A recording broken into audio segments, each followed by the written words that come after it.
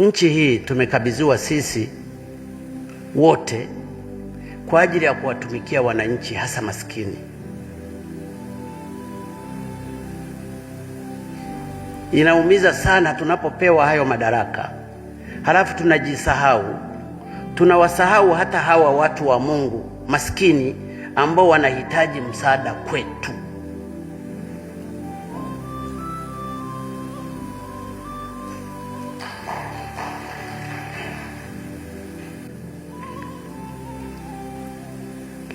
Mimi naumia sana na hili nataka niliseme kwa wazi,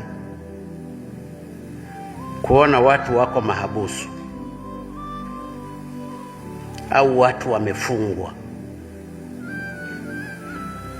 Ni bahati mbaya kwa sababu sheria zipo, lakini mtu anapowekwa mahabusu saa nyingine anakaa miaka 3, miaka 4, inaumiza sana.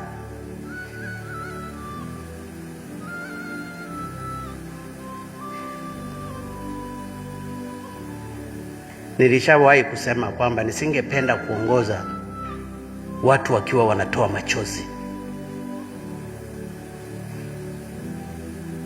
Ni bahati mbaya saa nyingine si uwezo wangu, lakini kama huo uwezo ningekuwa nimeupata na Mungu akanisaidia, ikatokea siku moja hakuna mfungwa, hakuna mahabusu, hakuna nani, ningefurahi kweli, ili kusudi hawa maaskari magereza na kamishna akafanya kazi nyingine.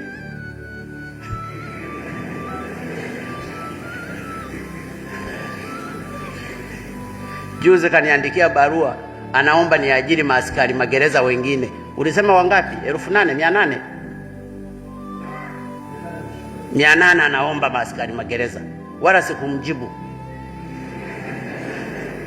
Kwa hiyo yeye anataka niongeze wafungwa kule kusudi, na ukweli sikupi kuajiri hao, siwezi. Huwezi mtu ukawa unafikiria kuongeza tu watu ili kusudi wafungwe. Mimi nataka wafungwe wapungue,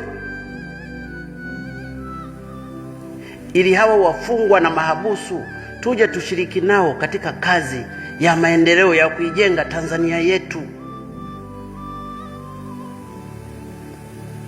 Sasa kwa sababu DPP huko hapa na umekuwa ukifanya kazi nzuri, mimi ni kuombe pamoja na Solicitor General na wengine mnaohusika na sheria.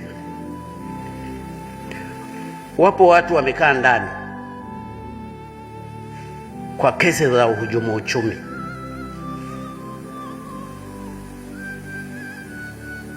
Wengine wana miaka 3 na kadhalika. Ninawahurumia sana kama ambavyo nawahurumia wengine. Lakini inawezekana wapo watu waliokaa ndani ambao wako tayari kuomba msamaha, kwamba mimi nilichukua hizi hela milioni 2,000 nikawadhulumu hawa wakina mama kwa ajili ya madawa yao, nikadhulumu kwa ajili ya elimu, nikadhulumu pesa hizi kwa ajili ya kujengea barabara, kununua ndege, kusomesha watoto bure. Ninakiri na niko tayari kuzirudisha.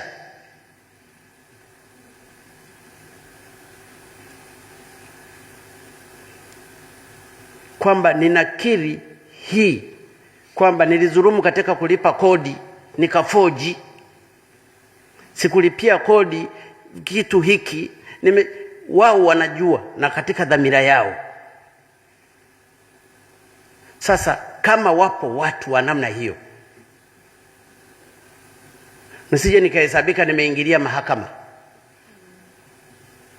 Ninashauri kwa DPP mkawasikilize, angalau katika kipindi cha siku 7. Leo ni juma ngapi? Jumapili. Tena leo siku ya Mungu, Jumapili. Kuanzia Jumatatu kesho hadi siku ya Jumamosi ya wiki inayokuja, kama wapo watu wa namna hiyo ambao wako mahabusu, kwa sababu ya kesi za uhujumu uchumi ambazo hazitawafanya watoke mapema kwa mujibu wa sheria yetu, lakini wako radhi kurudisha zile fedha na kutubu kwamba hawatarudia, mimi ningeshauri watu wa namna hiyo, kama sheria inaruhusu DPP, wakatoke humo ndani.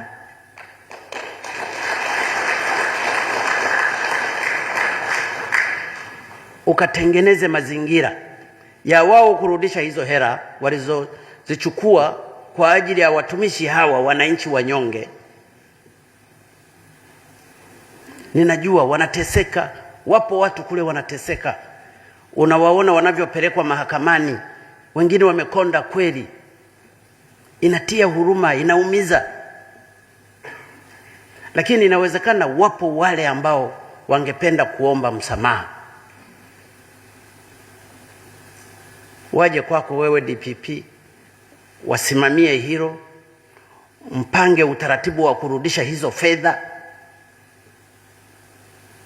warudishe ili waje washiriki katika kuijenga nchi yetu kwa pamoja.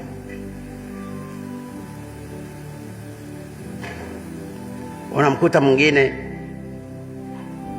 alishindwa kulipa kodi, akafoji, anadaiwa labda bilioni 2, siaje aombe msamaha, sitafoji tena, alipe hizo fedha, halafu aje ashiriki kama na kiwanda, aendelee kuendesha kiwanda. Wapo wengine walikuwa na fedha za kutakatisha, atubu kwamba sitatakatisha tena, kutakata kwangu hapana, nitakuwa natakata katika kufanya biashara ya kweli, kwamba dhambi ya kutakata nimeiacha. Aje atoke kule, alipe hiyo faini, hiyo hela ambayo anadaiwa. Mimi ninafikiri kama kwa mujibu wa sheria, na ninyi wanasheria na mimi naruhusiwa kutoa mapendekezo. Haya ni mapendekezo, sijaingilia mahakama, kwa sababu watu wa mahakama saa nyingine wanapenda watu kuwasurubu kwenye mahakama. Lakini mimi haya kama kiongozi ninapendekeza hivyo, ningefurahi hivyo.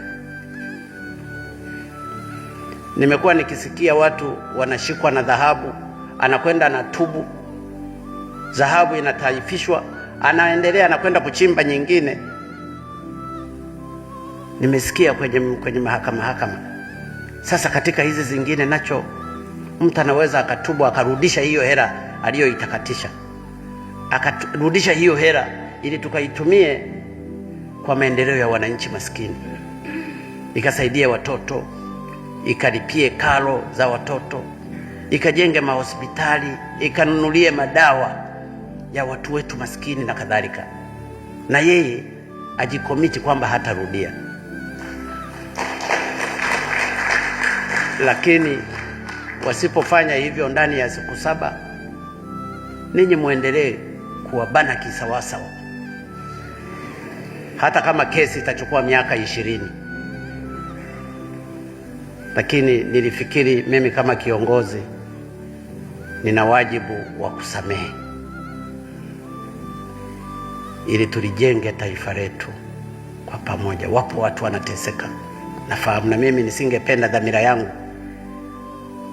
na Mheshimiwa Makamu wa Rais na viongozi wote, hakuna anayependa kuona watu wanateseka,